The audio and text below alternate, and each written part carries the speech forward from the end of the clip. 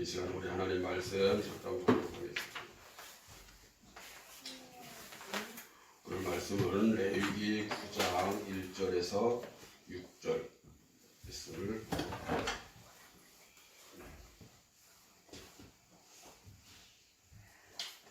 구약성경 레위기 9장 1절에서 6절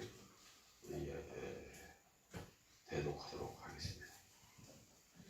여덟째 날에 모세가 아론과 그의 아들들과 이스라엘 장로들을 불러다가 아론에게 이르되 속죄제를 위하여 흠없는 송아지를 가져오고 번제를 위하여 흠없는 순양을 여호와 앞에 가져다 드리고 이스라엘 자손에게 말하여 이르기를 너희는 속죄제를 위하여 순염소를 가져오고 또 번제를 위하여 1년 되고 흠없는 송아지와 어린 양을 가져오고 또 화목제를 위하여 여호와 앞에 드릴 수소와 순양을 가져오고 또 기름 섞은 소제물을 가져오라 하라. 오늘 여호와께서 너희에게 나타나실 것임이니라 하매 그들이 모세가 명령한 모든 것을 회막 앞으로 가져오고 온 회중이 나와 여호와 앞에 선지라. 모세가 이르되 이는 여호와께서 너희에게 하라고 명령하신 것이니 여호와의 영광이 너희에게 나타나리라. 아멘. 할렐루야. 오늘 말씀은 시민이라고 하는 말씀입니다. 히브리어 시민이라고 하는 말은 열째 날이라고 하는 소리인데, 이 8이라고 하는 숫자는 인류적 사고에서 굉장히 중요한 의미를 갖습니다. 8이라고 하는 숫자는 새로운 시작을 의미하는 숫자이기 때문입니다. 노아의 홍수 심판으로 인해서 구원받은 가족의 수는 모두 8명입니다. 이 8명으로 인해서 세상을 새롭게 개척해 나가는 이 시작점을 찍었다는 의미에서 새로운 출발점이라고 하는 의미를 두고 있습니다. 그래서 이스라엘 백성들은 이 8이라고 하는 숫자에 굉장히 큰 의미를 두는데, 그래서 아이들이 나오면 8일 만에 할례를 행하고 새롭게 인생을 시작하도록 합니다. 오늘 이 본문에서도 보면은 어떤 내용을 담고 있냐면, 지금 이제 이 모세와 이 백성들이 지금 성막을 다 만들었습니다. 그리고 그 성막을 통해서 제사의 종류들을 다 정하시고 또 이 규례도 다 정했습니다.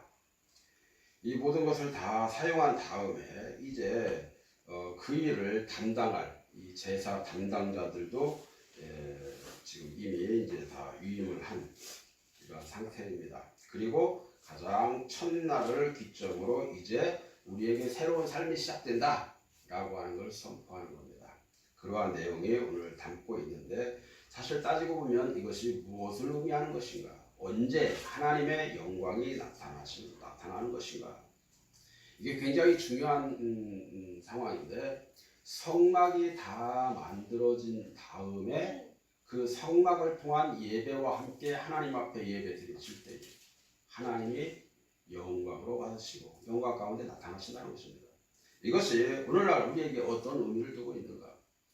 성막에 여러 가지 종류들이 있었죠. 번제단이 있고 물두멍이 있고 떡상이 있고 분향단이 있고 이런 게 다 있었죠. 이러한 모든 것에 다 의미가 있었던 것처럼 이 의미를 부여한 바 된 신앙생활, 이 신앙생활을 가지고 하나님 앞에 예배할 때에 하나님이 받으신다는 겁니다.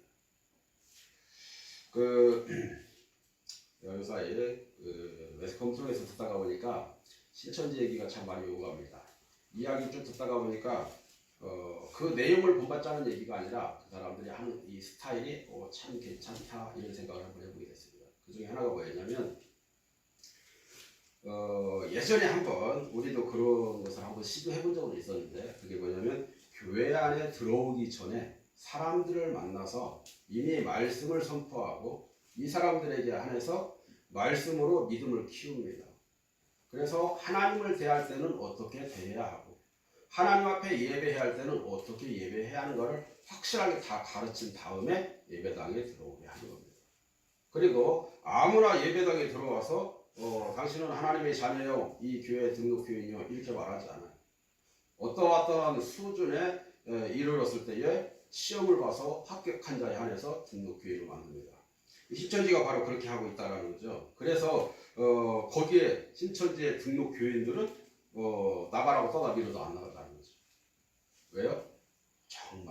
어렵게 해서 그 타이틀을 지었거든. 여기에서 마찬가지로 하나님 앞에 나아갈 자들 아무나 오는 게 아닙니다. 처음에 아무나 왔지만 성막에 이르렀던 이러한 조건들에 부합된 사람이 되어지도록 훈련받는 겁니다. 그리고 이 훈련을 토대로 하나님 앞에 예배하는 거예요. 이렇게 예배하는 자에게 하나님이 영광으로 받으신다라고 하는 이야기입니다. 우리는 하나님 앞에 예배할 때에 그냥 무턱대고 그냥 뭐 교회에 있기 때문에 교회에 나와서 예배하고 순서가 있기 때문에 하고 형식에 의해서 하고 하나님이 아무것도 안 받으세요. 어제도 말씀드렸던 것처럼 하나님은 우리 가운데 가장 중요시 여기는 게 뭐라고 그랬어요? 마음이라고 그랬어요. 내 마음을 어디다 두고 어떻게 예배하느냐, 이게 굉장히 중요한 것입니다. 그래서 오늘 이 본문 말씀을 가지고 하나님의 영광을 받으실 때라고 하는 제목을 함께 받기를 원하는 것입니다. 이러한 의미로 여러분 한번 들어보시기 바랍니다. 그래서 이 신약 성서에도 우리에게 말씀하시기를 똑같이 이야기합니다. 예수님이 제자들과 많은 사람들에게 가르칩니다. 뭐에 대해서? 하나님의 나라에 대해서 확실하게 가르쳐 주시죠. 지혜를 가르쳐 주시죠. 그렇게 한 다음에 이 제자들로 하여금 언제 하나님의 영광을 받으시는가? 성령님과 함께 예배할 때입니다. 그래서 오순절 날이 이름에 제자들이 마가의 다락방이 다 모여서 함께 그 기도에 전혀 힘쓸 때에 하늘로부터 성령이 불의 혀같이 갈라지는 그러한 모습으로 각 사람 머리 위에 올라와 있잖아요. 각 사람들이 각자 성령이 말하게 하심을 따라 방언을 하고 환상이 열리고 막 어마어마한 일들이 벌어집니다. 복음이 전파되고 입술을 통해서 막 복음이 시인이 되고 이러한 상황이 벌어집니다. 하나님은 이러한 예배를 받으시겠다라는 겁니다. 그래서 히브리식으로 그 아람어로 이러한 말이 있어요. 쉐키나의 영광이라고 하는 말이 있습니다. 하나님이 영광 가운데 받으신다라는 거죠. 오늘 우리가 이 지금 본문 말씀을 통해서 우리가 어떻게 예배를 해야 할 때, 어떤 마음가짐으로 드려야 할 때 하나님이 영광으로 받으실까? 하나님이 영광을 받으실까? 우리가 이러한 것을 한번 생각해 보기 원합니다. 첫 번째, 명령을 준행하고 순종하는 마음을 가질 때, 하나님의 명령에 철저하게 순종하고 준행하는 이러한 마음을 가질 때 하나님이 영광으로 받으신다는 것입니다. 말씀을 한번 읽어볼게요. 레위기 9장 5절로 6절. 그들이 모세가 명령한 모든 것을 회막 앞으로 가져오고 온 회중이 나와 주 앞에 선지라. 모세가 이르되 이는 주께서 너희에게 명령하신 것이니 주의 영광이 너희에게 나타나리라. 아멘. 이 말씀에서 보니까 그들이라고 하는 말이 무슨 말이냐면 아론과 그의 아들들과 장로들이 이런 말이에요. 자, 이것은 어떤 대표성을 띠고 있기 때문에 이스라엘의 온 백성들이 이 말이랑 똑같아요. 그 사람들에게 제일 처음에 뭐하라고 그랬어요? 예물을 가져오라 그랬어요. 그러니까 이 사람들이 어떻게 했대? 나 없는데, 나 힘든데 안 해요. 다 준행했다 이렇게 표현합니다. 그리고 제사를 드리기 전에 먼저 순종이 먼저임을 보여주는 내용입니다. 하나님 앞에 예배할 때에는 예배를 드리는 형식보다 더 중요한 것이 뭐냐면 순종이라고 하는 것입니다. 그래서 순종이 제사보다 낫다라고 하는 말이 여기서 나온 거죠. 이 말의 뜻을 따라서 이 히브리인들은 그 다음에 선지자들 통해서 계속적으로 강조하는 것이 순종이 제사보다 낫다라고 가르쳐 주고 있는 것입니다. 불순종의 태도는 하나님을 결코 만날 수가 없습니다. 여기서 우리가 얻을 수 있는 것은 뭐냐? 예배 드릴 때는 반드시 지켜져야 할 것으로 자기의 어떤 이기적인 생각이나 또한 그 욕심으로 하나님께 예배하게 되면 하나님이 결코 받지 않으신다라고 하는 것입니다. 잘못된 예배가 된다라는 거죠. 그러므로 예배라고 하는 건 뭐냐? 하나님 앞에 하나님을 향한 헌신의 태도와 순종의 태도를 가지고 드려야 하는 것이 예배다라고 보는 겁니다. 이러한 정신으로 하나님을 만나고자 할 때에 하나님의 영광을 구하는 예배가 되기 때문에 하나님을 만날 수 있는 기회가 되는 것입니다. 헌신과 순종은 거룩한 삶을 사는데 아주 기초가 되는 내용입니다. 하나님이 우리 가운데 말씀하십니다. 내가 거룩하니 너희도 거룩해라. 이 말은 아까 얘기한 것처럼 내가 거룩하다는 얘기, 하나님이 이미 법도를 정해놓으시고 이 법도에 대해서 어기지 않으세요. 당신이 직접 만들어 놓은 이 법도에 직접 순종하시고 직접 자원하는 마음으로 그 일을 지키십니다. 그리고 그 일에 대해서 헌신하십니다. 이러한 모습을 보여주신 이 하나님처럼 우리도 똑같이 그렇게 하라는 겁니다. 그게 곧 거룩이라는 거죠. 예수께서도 성도의 거룩함을 위해서 기도하십니다. 요한복음 17장 17절 읽어보도록 하겠습니다. 그들을 진리로 거룩하게 하옵소서. 아버지의 말씀은 진리니이다. 자, 예수님도 우리에게 똑같이 이렇게 기도를 하는데 우리가 뭐라고 예수님보다 뭘 이렇게 잘났다고 우리가 기도를 하지 않지요? 진리로 우리를 거룩하게 해달라고 지금 충고기도 하시는 겁니다. 이거는 하나님의 말씀을 따라 준행하면서 하나님께 순종하며 사는 것이 곧 거룩하게 사는 것임을 좀 보여주는 그러한 말씀입니다.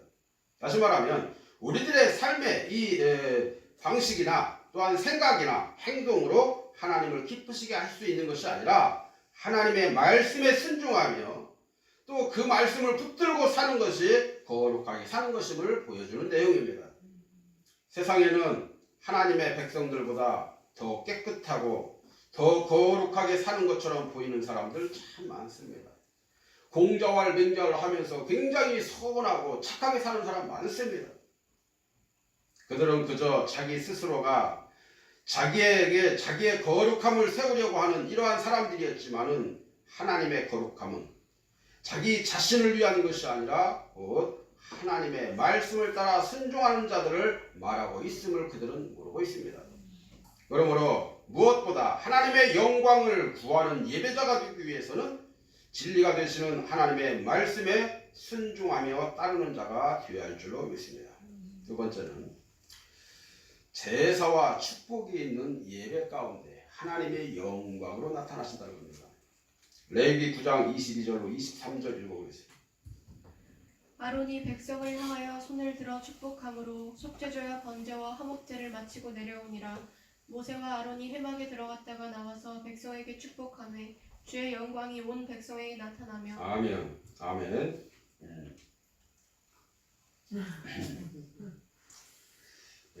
이 말씀을 보시면 말이 발음이 세지. 온 회중이 주 앞에 예배를 위해서 나올 때에 대제사장 이 아론은 지금 이 헌신하는 마음으로 나왔다 이렇게 말씀을 하죠. 방금 드린 말씀 중에 예배를 드릴 때에 죄가 있으면 되지 않기 때문에 먼저 속죄제를 드린 이후에 자신을 온전하게 드리는 이 헌신의 번제를 드리고 이어서 하나님과의 친밀한 관계를 유지하기 위해서 화목제를 드렸다 이렇게 말씀하고 있는 겁니다. 오늘날 이러한 제사는 곧 예수께서 다 짊어지신 이 십자가 속에 다 포함되어 있습니다.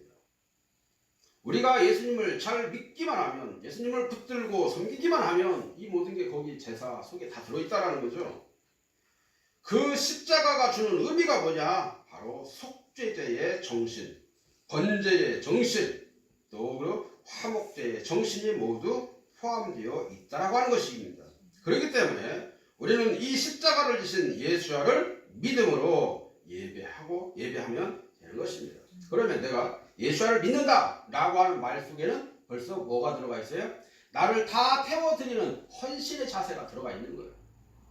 예수를 믿는다 라고 하는 이야기는 나의 모든 죄가 다 십자가에서 제물되어 주신 예수님의 피에 의해서 해결받았다 라고 하는 걸 의미하는 것입니다. 내가 예수를 믿는다라고 하는 것은 하나님과 나 사이에 막혀 있었던 이 죄의 담이 다 허물어지고 화목해 되었다라고 하는 것을 의미하는 것입니다. 할렐루야. 아론은 제사를 다 마친 후에 모세와 함께 백성들을 축복합니다. 그러자 하나님의 영광이 그들 가운데 나타나기를 불로써 나타났다 이렇게 이야기합니다. 하나님은 십자가를 지신 이 예수와를 믿음으로 예배하는 성도들의 모든 죄를 다 소멸하시는 분이시다 이렇게 말씀합니다.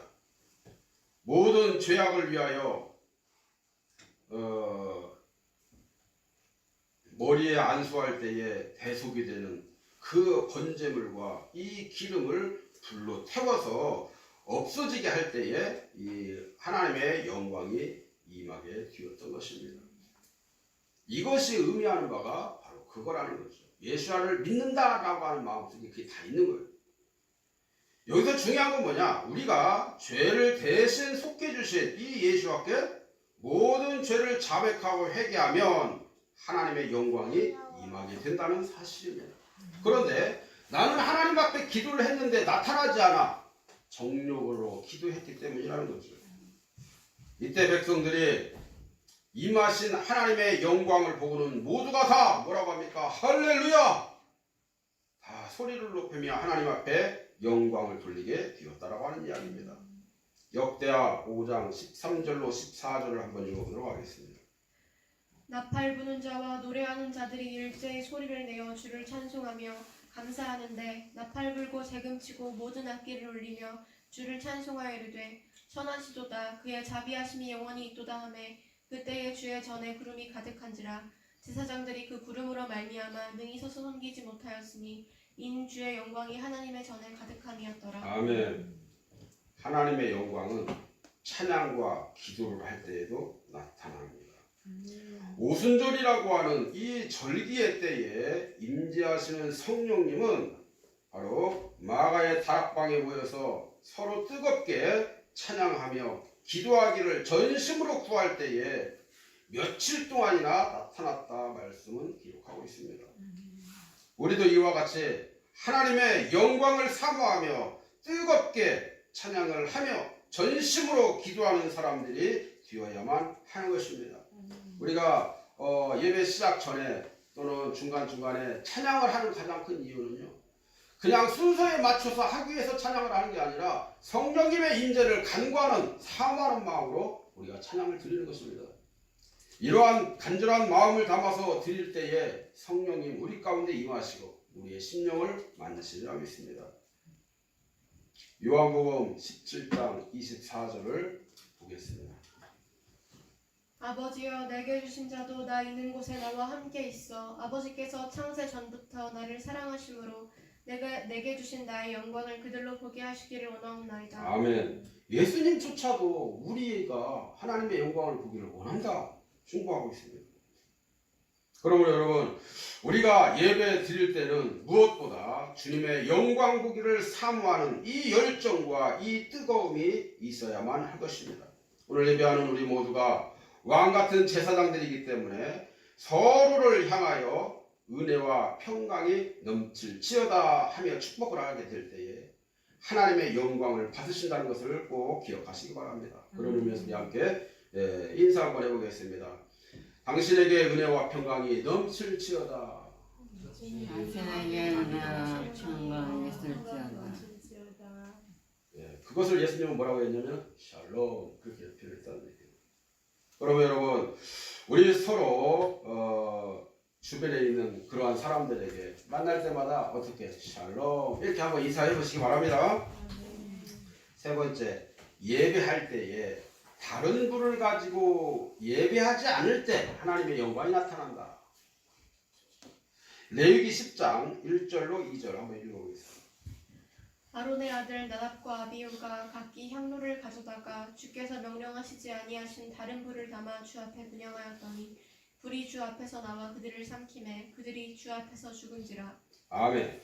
여러분 생각을 해봐요. 나답과 아비후는 아론의 아들들이잖아요. 결국에는 우리로 말하면 교회 내에서 예배 담당자들이에요. 목회자들이다 말이죠. 근데 그 한 교회의 목회자들이 어떻게 다른 불을 드릴 수가 있지? 전혀 말이 안 되는 소리잖아요, 이 자체가. 그럼 여기에 의미가 좀 다른 의미가 있다라는 거예요. 다른 불이라고 하는 게 뭐냐? 주님이 명령하지 않으신 불이라는 불이라고 하는 말로 해석이 됩니다. 또 저기 이제 원어를 찾아보면은 그게 어떤 내용이냐면 다른 영, 다른 복음을 가지고 예배하지 말아라 이런 얘기입니다. 똑같이 하나님을 말하고 예수님을 말하고 성령을 말하고 믿음을 말하고 구원을 말하는데 신천지에서 말하는 구원이 다릅니다.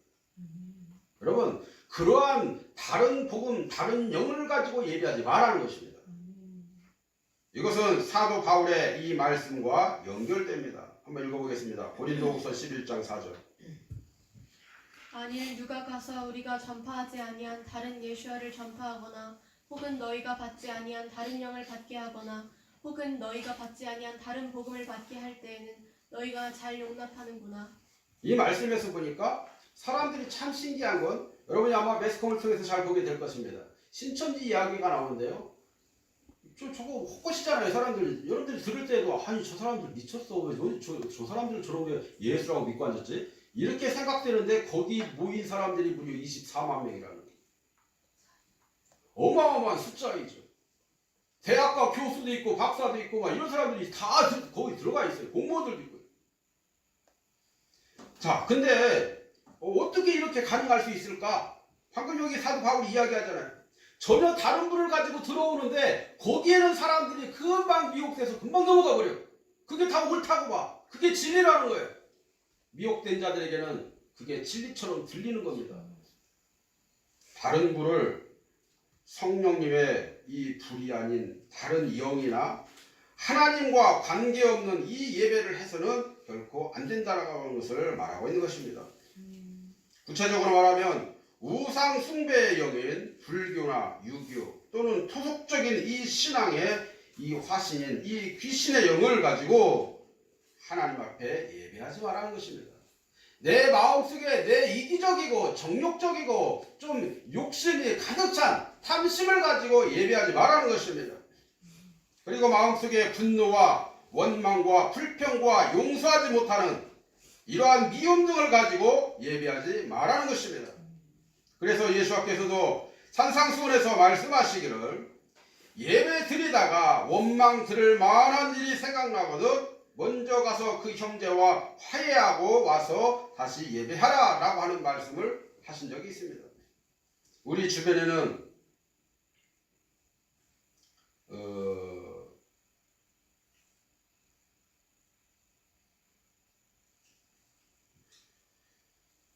그러한 사람들이 많이 있죠. 예배를 하고 있는데 본인은 아니라고 말하지만 그 속에 진리가 없어. 근데 진리가 없는 줄 모르고 예배를 해요. 이러한 사람들이 굉장히 많습니다. 다른 복음을 다른 불이 다른 복음을 말한다라고 했는데 이거는요 십자가의 복음 이외의 것. 다시 말하면 구원이라고 하는 것은 말만 다르지 다 같은 것이라고 말하면서 인간적인 어떤 이 마음을 가지고 드리려고 하는 그러한 나쁜 마음을 말하는 것입니다. 이것을 이야기하는 사람들이 누구예요? 다원론주의자라는 것입니다. 모든 종교는 말만 다르지 다 같다라는 얘기예요. 그렇게 생각하면 안 되는 거죠. 우리 주변에는 이와 유사한 종교들이 참 많이 있습니다.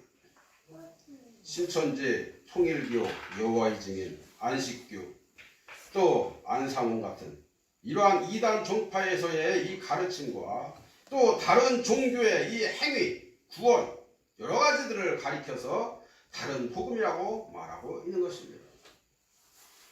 그러면 여러분 우리가 기억해야 할 것은 뭐냐? 우리의 메시아이신 예수와 그분 이외에 보이는 것이든 보이지 않는 것이든 그 다른 어떤 존재에도 예배하는 이러한 행위들은 성경은 다른 불이다, 다른 복음이다 이렇게 지금 기록하고 있기 때문에 우리는 이것을 잘 기억하고 하나님 앞에 예배할 때에는 아론의 아들 나답과 아비후처럼 다른 불을 들여서 죽어버리는 어리석은 예배 드리지 말라는 것입니다.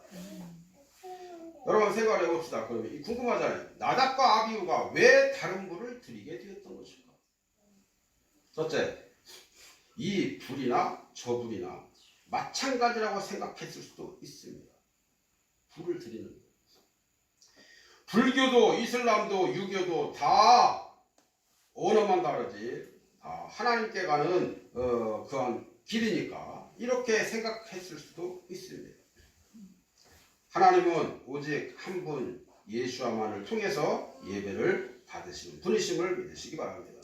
레위기 10장 9절 말씀을 읽어보겠습니다. 너와 내 자손들이 회막에 들어갈 때에는 포도주나 독주를 마시지 말라. 그리하여 너희 죽음을 면하라. 이는 너희 대대로 지킬 영영한 규례라. 아멘.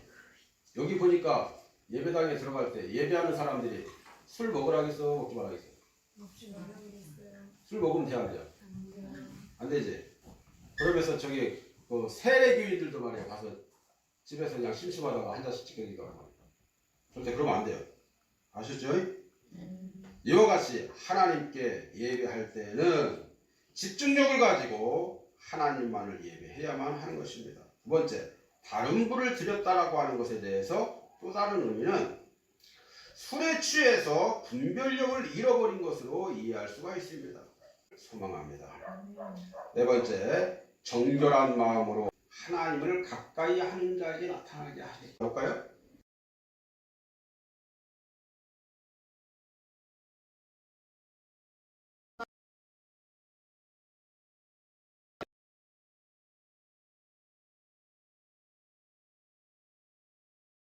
하나님을 가까이 하려고 하면 하나님이 내게 가까이 오시되는 겁니다.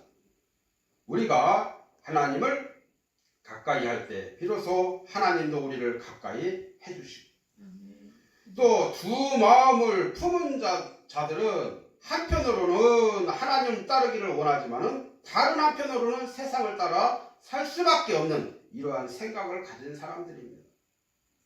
그리고 이것도 어쩔 수 없다라고 사람들이 말을 해요. 왜? 누군가의 억압 때문에. 아니요, 그 억압 때문에 내가 살아가는 게 아니거든요. 나의 의지를 강하게 해야 됩니다. 하나님을 믿는 사람은 하나님을 향한 이 의지가 굉장히 강해야 돼. 막 여기에는 막 좀 똥꼬집도 좀 있어야 돼요. 그래서 이러한 고집을 하나님께 예배해야 되는 거죠. 사도 야고보는요, 이러한 자들을 가리켜서 마음을 깨끗이 해야 한다. 이렇게 말씀합니다. 세상에 물들지 아니하고 타협하지 아니하고 깨끗하고 정결한 자에게 하나님은 가까이 해주시고 당신의 영광을 나타내신다라고 하는 걸 기억하시기 바랍니다. 둘째, 누룩이 없는 빵을 먹는 자다. 누룩이 없는 빵을 먹는 자. 레위기 10장 12절 읽어보겠습니다. 모세가 아론과 그 남은 아들 엘르아살에게와 이다말에게 이르되 하나님께 드린 화제물 중 소재에 남은 것은 지극히 거룩하니 너희는 그것을 취하여 누룩을 넣지 말고 제단 곁에서 먹되. 아멘. 정결한 삶을 위해서 누룩이 없는 빵을 먹어라 라는 건데, 누룩은 뭐죠? 누룩은 죄를 상징하는 것입니다. 이것은 예배자의 이 자질에 관한 말씀이기도 해요. 다시 말하면 죄를 해결하지도 아니하고 십자가의 보혈로 씻어내지도 아니하고 예배하게 되면 하나님은 그 예배를 받지 않으신다는 겁니다. 그래서 우리가 예배하기 전에는 반드시 우리 예수 앞에 기도해야 되는 겁니다. 내 마음을. 사람들이 안 들어도 상관없어. 나 혼자 하나님 앞에 들리게끔 내 죄 문제에 대해서 용서함을 구하는 기도를 해야 되는 것입니다.